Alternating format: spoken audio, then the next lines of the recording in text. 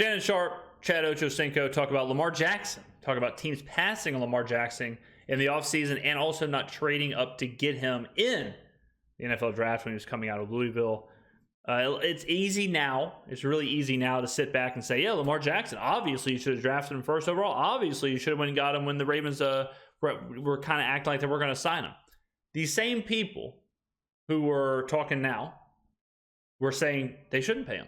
We're saying the Ravens shouldn't pay Lamar all this money. Skip, he's a dynamic player. We can't take that. He won the MVP.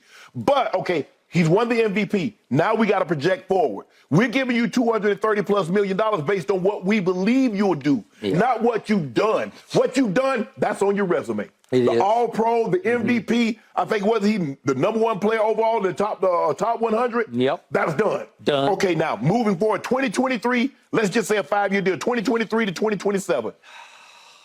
What do we expect Lamar? The last 2 years, Skip, he's missed 10 games. That's 5 games a season. Is this a trend? Or are we going to continue to miss 5 games, basically average 5 games a season? I say no. Because they got to factor, Skip, we got to factor all that in. If we giving you guaranteed money, Skip, $45, $50 million a year, you know the salaries are going north of 50. We're saying that maybe they should shop him. So it's a bit of double speak here, and we'll get into the whole thing. We'll get into why teams passed on him, why they didn't trade for him, all of that. So let's go ahead and let them start the video. 1 for 3 in the playoffs. He's now heading to his first AFC Championship game. 2 more wins. And you know what? The guy that he was supposed to be a wide receiver, he's a running back. He's a running back, yeah. 2 more wins. He a made man. Super Bowl champ. He a made man. Ocho. So don't forget about this. The Ravens passed on Lamar Jackson. They drafted Hayden Hurst. And then they drafted Lamar. So even the team that took him said, let's make sure we get Hayden Hurst, and then we'll double back and take Lamar Jackson. To see it now, it makes sense, right? But when Baltimore took Lamar and Baltimore drafted Lamar, they had eventually decided to play him. They have to, at that point, change their entire scheme to fit Lamar. It's a huge risk to do that. And he is a special player. He is a very unique player. He's a guy that we haven't seen anything like him. I mean, really, he is better. He's a better version of Cam Newton and better version of Michael Vick. Lamar Jackson is special in every way. He's special throwing the ball, special running the ball. I've been a big Lamar Jackson fan this entire time. Double back on the channel. I said to pay Lamar. I was the one preaching to pay Lamar. I was the one preaching, saying every team should go get Lamar if he's available. I would do it in a heartbeat. But to do that, you have to then commit to change the entirety of your team to fit Lamar Jackson. And a lot of teams just can't do that. And a lot of teams aren't built to do that. They're not built to run that kind of an offense, or they don't have the personnel. It's too heavy of a lift. And if Lamar goes to certain teams that don't have that scheme, that don't have everything fit for him to run that offense, it probably won't be that successful.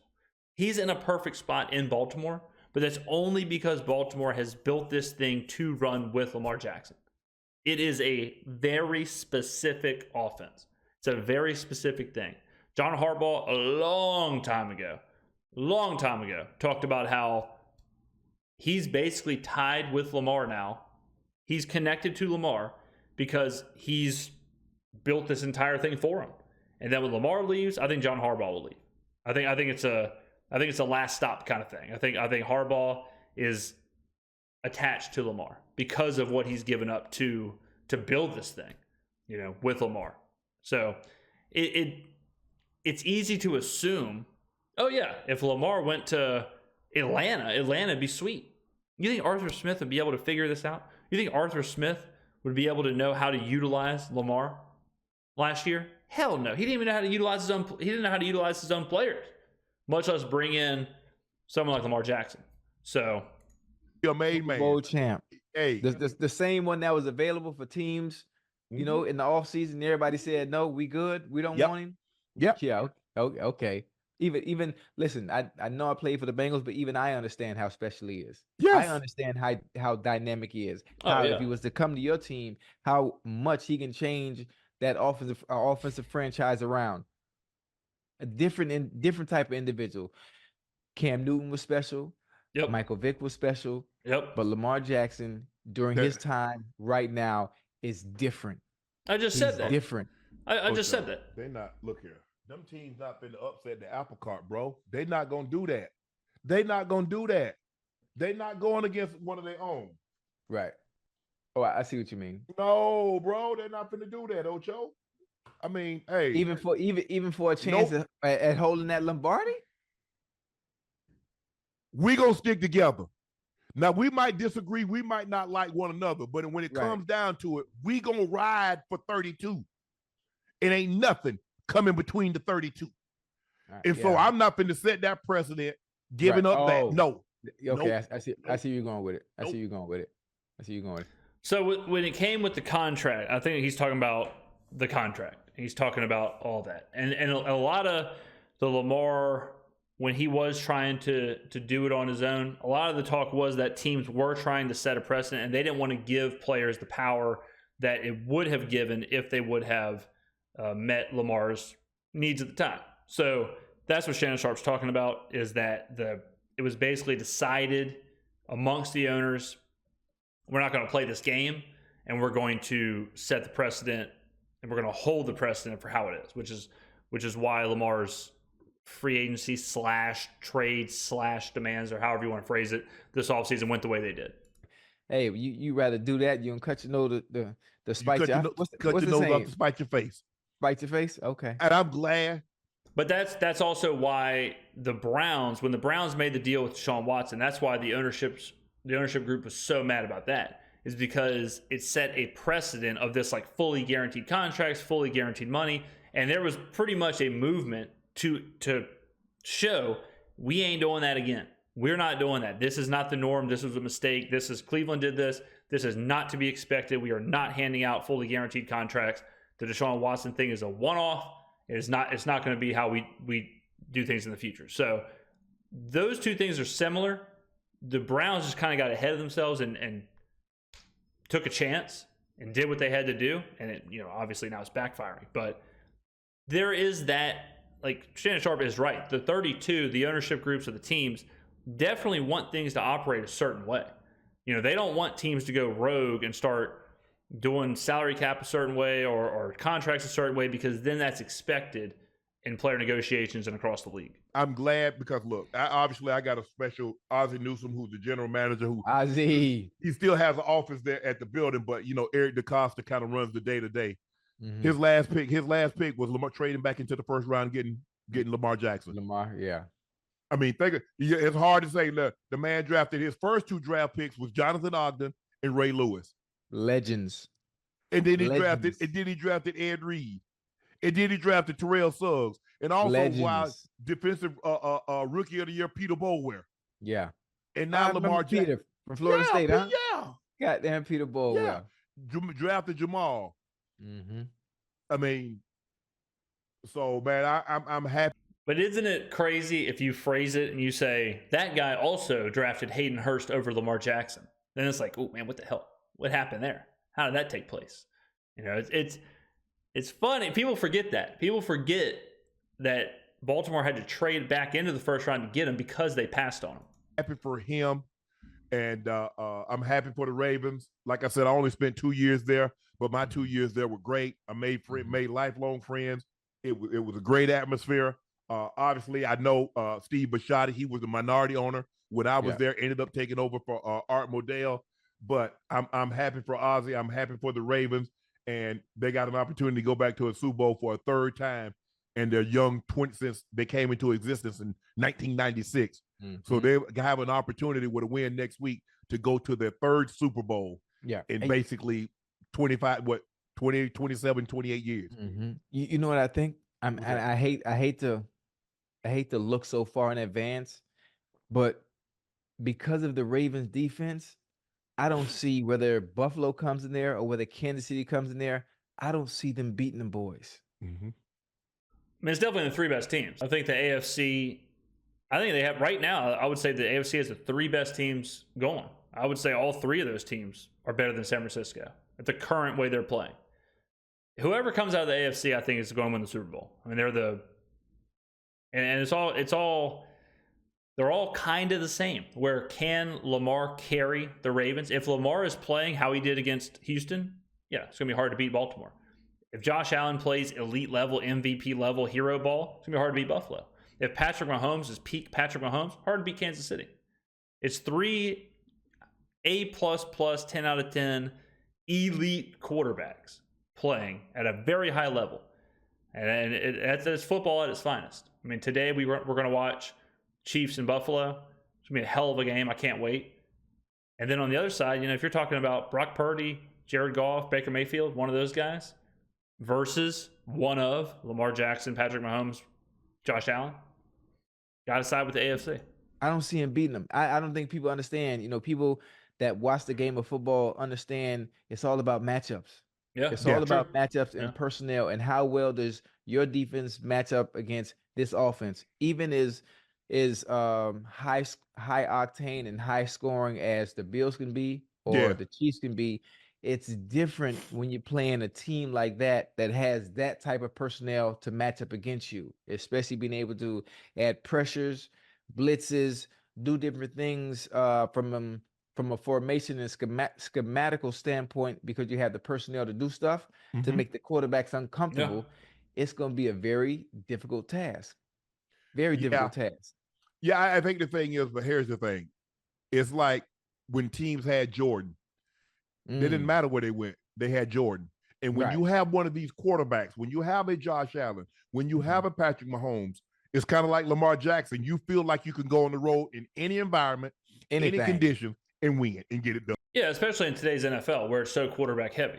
Having those guys, you're always in it. You always have a chance. You know that if they show up and they're giving you their best performance, it is hard to beat. It is hard to overcome that. Same with Lamar. If Lamar is really firing, it's really hard to stop the Ravens offense. If he's struggling, the Ravens struggle. If Josh Allen struggles, the Bills struggle. If Patrick Mahomes struggles, the Chiefs struggle. It's a double-edged sword, but yeah, if you have those players, if you have that quarterback in the playoffs, you can win anywhere against anybody.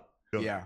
And so all they want is an opportunity. It's like, okay, we'll cross whatever bridge we have to cross, whatever that defense might throw at us. And because we know the Ravens, they're known for defense. They've always been like that, from the Rays and the Suggs and the Ed Reed to now they got Rowe and Quinn and all those guys. Hamilton has been unbelievable on the back end at safety. Congratulations, all first team, all pro. If the Ravens, you already know what they do. Yeah. They try to knock your dick in the dirt. It's as simple as that. Every time they try to drop ink on your ass. Right. That's how the Ravens hit. Look. Oh yeah. The toughest man wins. And they pride themselves on being tough. That's a physicality that's been passed down from the time Ray Lewis stepped in there, and Suggs and all those guys, Rod Woodson, Rob Burnett, when they had Goose, Sam Adams, Rob Burnett, Peter Boulware, and it's just always Suggs. It's come all the way. Yeah, the Ravens have held a strong culture. I mean, no doubt about it. The Ravens are. Honestly, you could say what you want about the Patriots and their dynasty. Obviously, that's unmatched. But the Ravens have been one of the most successful, consistent franchises in the NFL, maintaining their identity, maintaining their culture. That's through different players, through different coaches. The Ravens do things the right way. If you are a franchise that struggled over the course of the last 20 years or whatever, I would tell you, do what you can. And the Patriots is kind of different because they had Brady. When you have the greatest quarterback to ever live, you're going to be successful. But the Ravens do it with different quarterbacks, different players, different defenses, different coaches, all that stuff, and still maintain the level of consistency and the level of success. I would tell any franchise to try and mirror what the Ravens have done. Way down. It's kind of like a Steelers defense. When you put that black and gold on and you play that side of the ball, you know what's expected. Yeah. It's a part of your identity. You know what's expected. It's a part of your identity. I mean, if you're a Steelers, you know the 70s. You know Mean Joe. You know Lambert, Ham, Joe, Mel Blunt, L.C. Greenwood, Ernie Holmes. Yeah. You know what they represent. Andy Russell, Donnie Shell. Yeah. So when you play for the Ravens, you know what you're representing. You're representing Ray Lewis and Ed Reed and all of those guys that came before you. There's a standard. You know, you hear Mike Tomlin talk about the standard is the standard. When you play for the Steelers, when you play for the Ravens, and you play that side of the football, the standard is the standard. Yeah. And that is culture. You know, that is identity. And it's hard to maintain that level of identity and culture throughout different players and throughout different coaches. But certain teams have maintained that, and that's why they're consistent. You know, right now the Saints are talking about what happened to their culture. And it's a lot of the same players, but just things happen, things shift that makes culture fall off or change. You know, but for certain teams that have kept that, like Pittsburgh and like Baltimore, it is a tip of the cap to the organization. And it's already been set. So they've got defensive players of the years littered on that side of the ball. They got defensive rookie of the years littered on that side of the ball. So when you go into that building and it says play like a Raven, you already know what's expected of you. Nothing less will be tolerated or accepted. I never forget. I told you what we call Steeler Week and Raven Week. 2 chin straps. I never forget Marvin Lewis. Anytime we playing the Steelers or we playing the Ravens, the motto was it's a 2 chin strap game week, because that's what you're gonna need. By the time you get to the second quarter, third quarter, whatever chin strap you're wearing, you're gonna need a new one. Think about it, Ocho. All the teams that gonna go into the draft and look for a quarterback, and you could have had a guy that's 26 years old with an MVP, that's won the division, that's taken a team to the playoffs several times, and you could have had it. Yeah. I mean, again, I don't know how true that was, and a lot of people, I don't think it was as real as that. I don't think it was as real as like any team could have had Lamar Jackson. Yeah, any team could. I think it was a little bit of posturing from Baltimore and from Lamar's side. I don't think it was as easy as every team could have went and got Lamar Jackson. I also think it's unfair to ask every team, like, hey, how about you sign this 26-year-old quarterback who, you know, at some point you got to start factoring in injuries. At some point you got to start factoring in playoff record and all that stuff.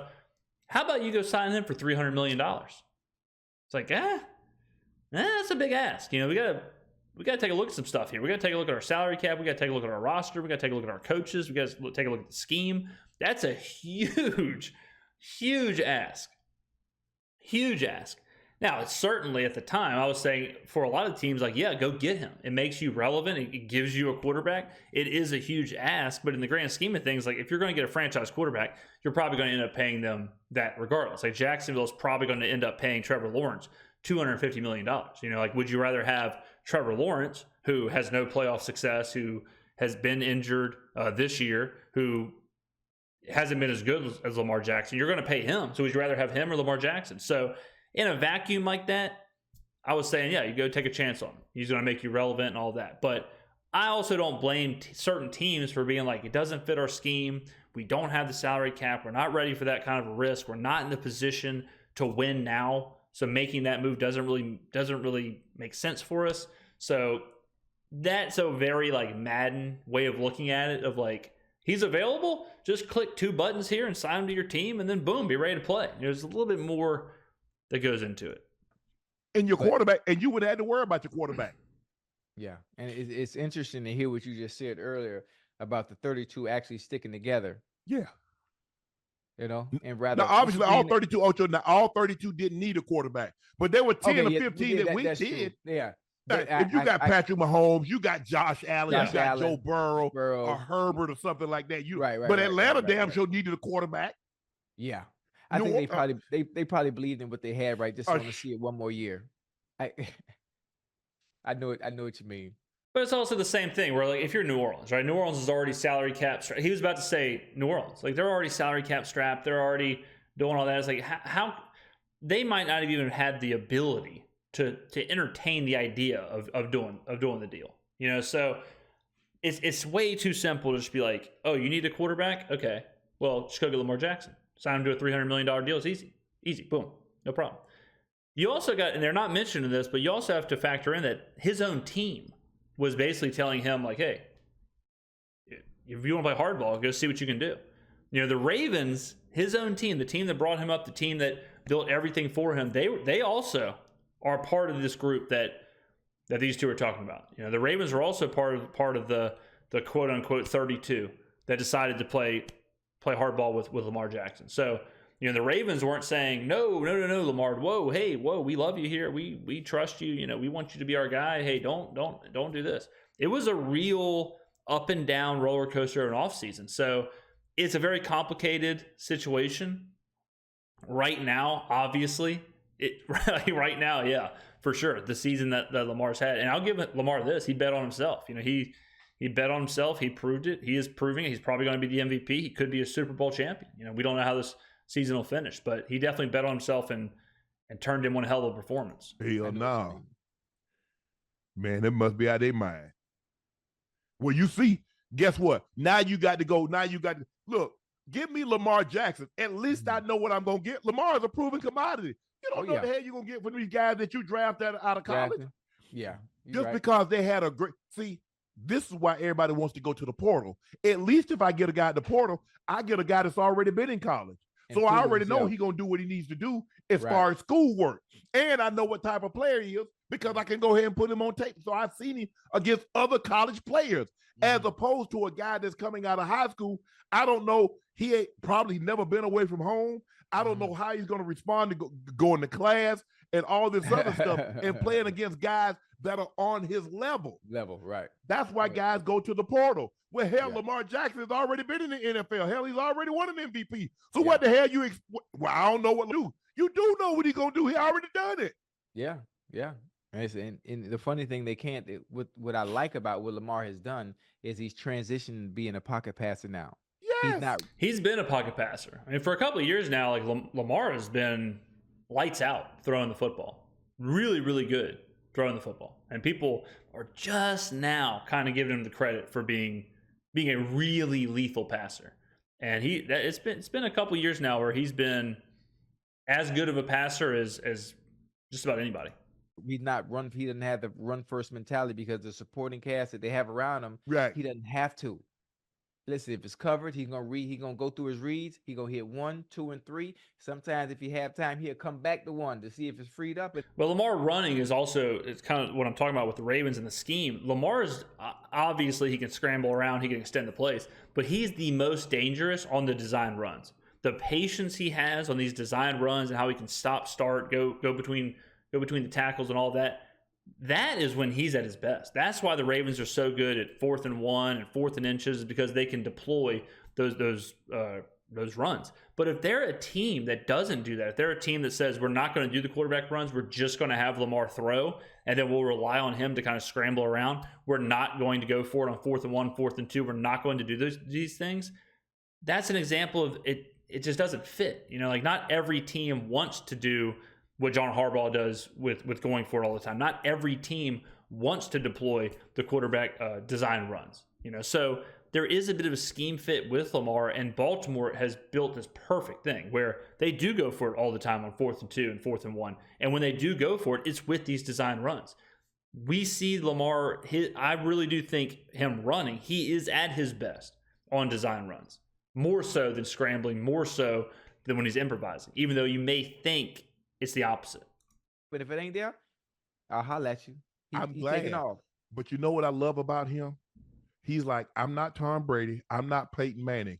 A lot of times we get guys that have legs and they all of a sudden forget that they got legs. And they say, well, I want to be this because I don't get the credit that the other guys. Damn that credit.